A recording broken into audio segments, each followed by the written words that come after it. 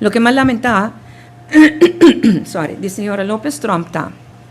que ela vai criar uma impressão, maneira que não entregar queijo e mesmo que Aruba Reis, essa reação que minha dona, não entregar queijo. E me quer a senhora Lopez Trump seja esta lúbida, hopilihe, ou que manipular qualquer de dos tá algo malo, pero no caso de Aruba Reis, me explica, hobby viajar e me demonstrar com prova, até no parlamento, que no momento que eu haya saco tem algo porta passando que não está bom, a mim mesma pede Central Accountancy para fazer investigação administrativa e DRH, Departamento de Recursos Humanos, passe a investigação para o que trata disciplinário, aspecto não disciplinário. Uma vez que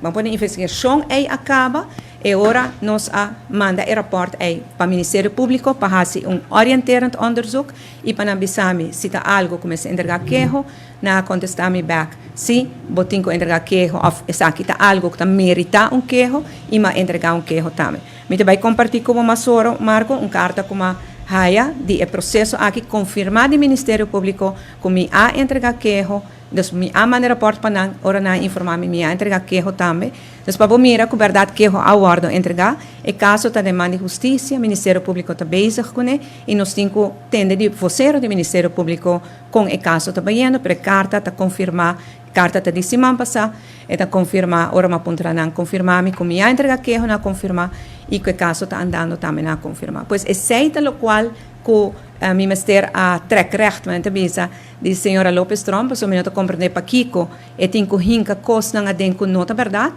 Para mim personalmente me tá que se gente tem mensagem para dona qual se senhora Trump quer bisa algo, então eta mescle com mentira, eta daña o valor de lo que te trece para dilante.